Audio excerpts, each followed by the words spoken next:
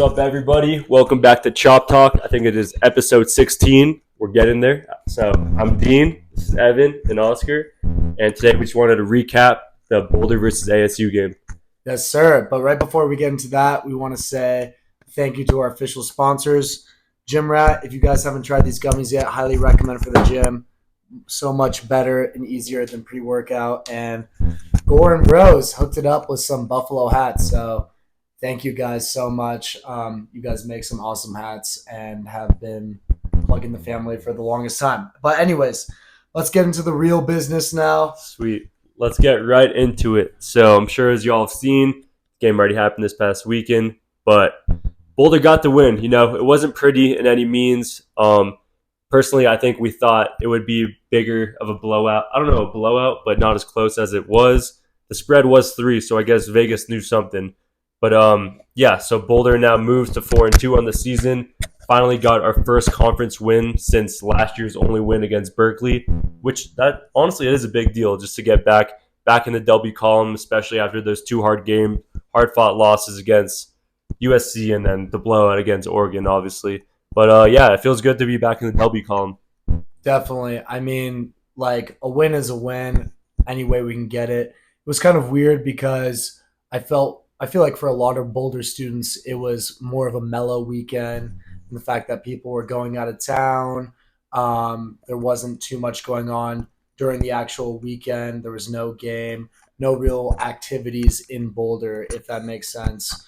It almost just felt like, oh yeah, it's ASU. We're going to have this one in the bag. Like, no need to really sweat, but it ended up being a pretty close game. Do you have anything to add to that? I myself, and I know a lot of other people, I think, believed that we were going to win that game pretty comfortably.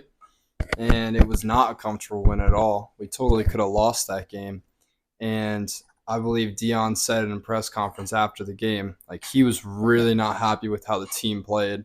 And he said something around like it was a win, but a loss to us or something. Yeah, I remember he said.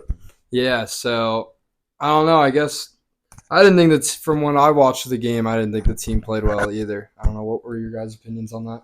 Maybe there are moral losses, but no such things as moral wins for CU football. Just wanted to keep that in mind. Yeah, I mean, it was a back and forth game throughout the whole game. We were actually down at halftime. We were down by a field goal, so we were kind of coming back. But I don't know. The vibe for me throughout the whole game was kind of just, I kind of had a feeling we would find a way to figure it out. You know what I mean? Oh, sorry, decline this call.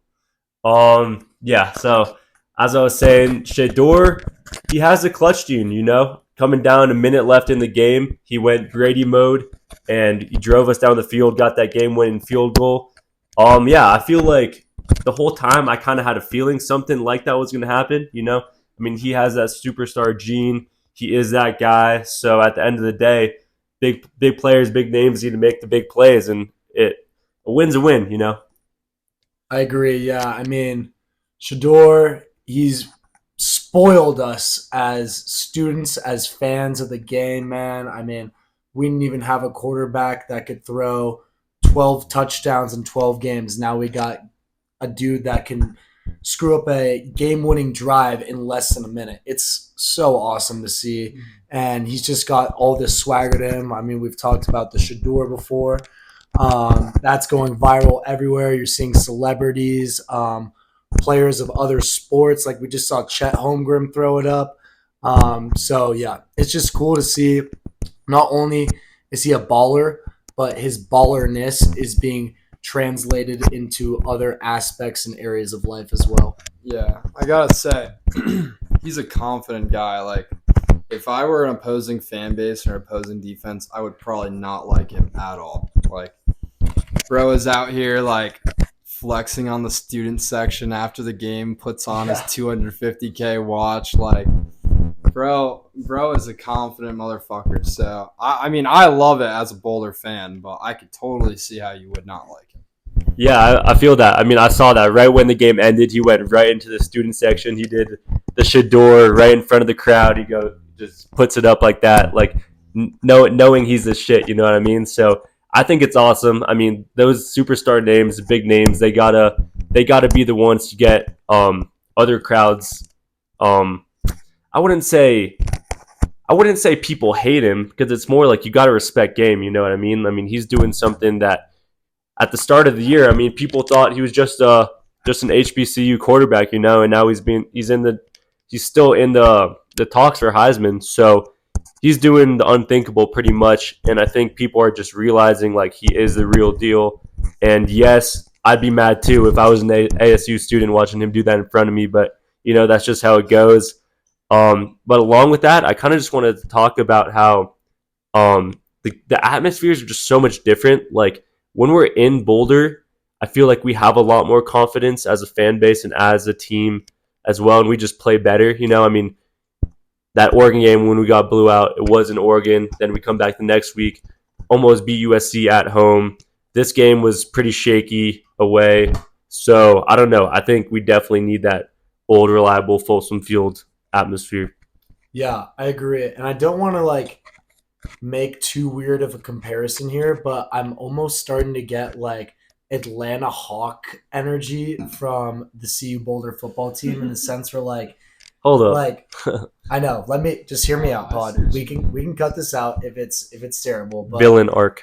Shador, I don't think people portray Shador as the villain, but he portrays himself as the villain, if that makes sense. I think everybody wants to see Shador winning.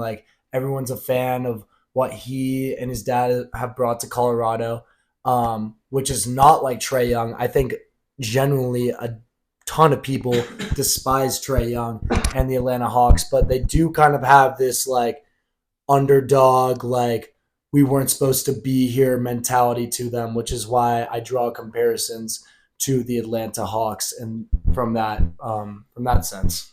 But yes, I totally see that comparison. I did not think of that. I do think I think there is a bit of a villain type atmosphere to the team. I think Shador does think he's a villain. I like that comparison. But what was I gonna say? Oh yeah, specifically what from the game do you think were the weak spots? I know the defense didn't play well, but what else do you guys think didn't look too good, I guess? Yeah, I mean, this is time in and time out. It's always going to be our O line. I don't think that'll change throughout the whole year. I mean, putting up 5 sacks to an ASU team, I think Shador's average getting more sacked than he did double last year, which is nuts. So that can't happen if we want to win big games. So definitely the O line needs to be worked on. I mean, I just have to agree. I think we have a stat that Shador in one single rushing play rushed for 16 yards, one play. That doesn't even Was that the touchdown? that Yeah. I believe that was the touchdown.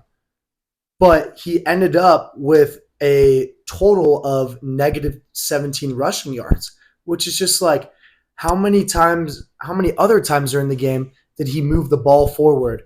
To me, that just plays into account how many times he actually got sacked, because it's just ridiculous. We know Shador is looking like a second-round quarterback, maybe late first round. And if he can do all these wonderful things, like we're talking about the clutch gene, how far he can throw the ball, his precision, there's no reason he should be getting sacked this many times if it was his own fault, And so for that reason, I say the O-line as well. Evan, what do you think? I think defensively, the cornerbacks did not look good in that game. I think that can obviously change because, Travis Hunter will be back. But another thing I was thinking about, I guess, a lot was Cormani McClain getting benched after the first drive. I'm not really sure 100% what he did. I believe he got beat on a crosser, and Dion didn't think that he was working hard enough, and just like that, benches him for the game. So that just shows another thing about Dion and his coaching style, which I personally like it. Yeah, but we needed Cormani throughout that game, so That's another thing. I mean, I respect that. Like he's playing the people who should be there, who are putting the work in. And honestly, one main thing I like about this Boulder team this year is just everyone has a chip on their shoulder. It seems like there's a new receiver that's carrying his team every week. You know, we had last week we had Omarion who almost had 200 yards, and then this week he gets pretty much shut out. But Javon Antonio puts up a touchdown in 80 yards. So you know, I mean, I think the message of the team is just someone has to step up every week. I don't know if it's particularly maybe Jimmy Horn is getting double teamed, same with Weaver. But at the end of the day, someone got to step up, you know, to score. So I do like how everyone kind of plays with the chip on their shoulder, especially Shadur. Yeah, so this week he had about 240 yards, a rushing touchdown, and a passing touchdown. Do you think I mean, he definitely could have played better in some sense. He wasn't as accurate as he did have 42 attempts, only 26 completions, which wasn't as good of a passing accurate percentage as he has had in the past.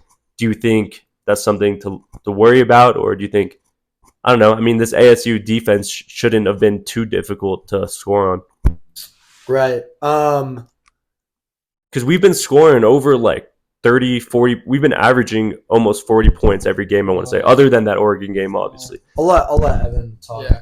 Well, I did see actually that the Arizona State like cornerback like secondary was actually one of the highest ranked in the Pac-12, surprisingly, despite them being 1-4 now. But I mean, we can't really run the ball, so we couldn't take advantage of that. So I think that could have played a part. But I will go and say, like, our wide receiver core is one of the best in the country. It's one of the deepest. There's a different guy that steps up every game. Like I love it. I mean, there's bigger guys like Javon Antonio. There's tiny speedsters like Jimmy Horn. I'd say our best overall receiver is still Xavier Weaver. Then Amarion Miller, a freshman with speed. Like it's great, dude. I don't know. And don't forget about Travis Hunter too. I know. Add Travis to the mix. We got a super team. Yeah, I mean, I do think it's something to note, but like we've kind of been talking about this entire podcast, this definitely wasn't our hottest game. Definitely nothing to be proud of. So yeah, maybe put that game down as an asterisk. Like if this behavior, when I say behavior, I'm talking about Shador's throwing consistencies continue, then maybe we take a look at it. But, you know, like Evan said, we couldn't really expose the run, and they do have a really good secondary. So I'm just going to let those stats speak for themselves, and we'll see what Shador can do against a Stanford defense that looks to be depleted. Right. I mean, stats do speak for themselves, and at the end of the day, a win's a win. I mean, that's what we're looking for. So I think it was great as a team to get back in the W column. And like you said, we got Stanford and we got UCLA the week after that. I know this schedule is actually turning up to exactly how we have plotted it since. You know, we had us being, 4-2 at this point. Mm-hmm. So, yeah, I mean, I definitely think, as we said at the start of the season, like we already won this season, no matter how the record ends up being. But I do think we can get a lot more wins than people are expected, you know? Just like we said last week, the line was at 5.5 wins. We're already at 4. That's 2 more wins on the year. We literally just need to beat these next two. We need to win these next 2 games, and the line's already broke. So I think everyone's just gonna keep hating on us. I kind of like how the media was a little quieter this week. I don't know if it's just because we didn't play that big name against USC or Oregon, but in some ways the media was a lot quieter. We did what we had to do. We came out with the win. I'm happy about it. I'm excited to be back in Folsom Field for Family Weekend against Stanford. We could go a little into our predictions for then. I know Travis Hunter did practice earlier this morning, so it'll be interesting to see if he can come back and if he's healthy. I saw him like a well-off media video, like Shador is just pressing Travis. Is like, are you playing? Are you playing? And he didn't really want to come out with anything yet because, I mean, at the end of the day, he was hurt, you know? Like, I think obviously he's a tough dude, so he would have been playing if he could. And both him and Coach Prime had him set out for the past couple of weeks. So I really hope that he doesn't come back too soon because we need him full force and healthy. And yeah, when he's back, we definitely got a superstar team. Can't lie. Yeah, I think. I mean, we've been seeing Travis for the last 3 weeks. Not saying his injury is anything to laugh at by any means. At the same time, he does not look like he's in like the worst shape of his life. Like he's on the sideline hyping up his guys, stuff like that. And I just think Dion is the deciding factor if he can go or not. Like we saw, he wanted to go for USC, but Dion was like, "Rest up, and you'll get through this" type stuff. And honestly, credit to Dion because like he's been in Travis's situation before. We're all seeing now how like Dion's body is deteriorating, and I just feel like it's one of those situations where it's like, "Hey man, I've been there before. You got the talent, you got the skill. Like, just rest your body. There will be another week of football in front of you." You know what I mean? Mm-hmm. Yeah, I want to I want to talk about Stanford a bit. Mm-hmm. So the line for the game I think was just set at 12. 12. Yeah, Okay. which is a little more honestly than I was expecting. But I think you got to take into consideration it's like Friday night lights, parents' weekend, like all players' parents are going to be in town. All of our parents are going to be in town. The crowd gets a little extra rowdy for that. I believe it's the Gold Rush game, which you guys remember last year. Just like a cool atmosphere. And yeah, I mean, supposedly this is not a great Stanford team. So do you guys think that we can cover that spread with the way we've been playing or not? Oh, the way you phrased that question is interesting. The way we've been playing, I think we'll definitely get the win. Do you I think don't we'll know. change the way we're playing? I think I mean I always have faith in my Buffs. You know what I mean? What type of fan, what type of student would I be if I didn't? So Stanford minus 12, that's a cakewalk for us. That's my statement. Hammer it. Yeah, I think, we did get the win this week, but we were, as I said, we were very slow on offense. I think we'll have a big bounce back week. Friday night lights, no better time to do it. I think Shador will put up a huge passing game, over 300 yards. Hopefully he can get a couple more touchdowns. So I think at that point he'd be at the top of the list for the most passing touchdowns on the year. But yeah, I guess finishing off a little bit, it's a great time to be a Buff. And I think win or lose, we know that the media is going to still cover us, and we're in a great place, So I think we got to just keep rolling, stay humble. I do I don't know, humble is a big word because Shador definitely has a big target on his back, making such a big name for himself, doing the Shador around the student section and whatnot. So I think game speaks for himself, and if Shador can keep putting up these numbers, I'm all for it. But it still is early on the season. We definitely need to get these big wins if we want any hopes of a bowl game or whatnot. So I think we just got to keep rolling. I definitely think we'll have a big win this upcoming weekend against Stanford. And yeah, let's go Buffs. Any last words from y'all? I was just gonna say, to your point, Boulder can sometimes be a bubble, and I'm curious if it's also a bubble for celebrities and like specifically the football team, as they've been in the spotlight this entire year. And yeah, if any Boulder football players see this, we'd really like to have you on the podcast, so let us know. All right, I got nothing. All right. Well, thanks y'all for another great week. We'll be back next week, same time. You know the drill. And yeah.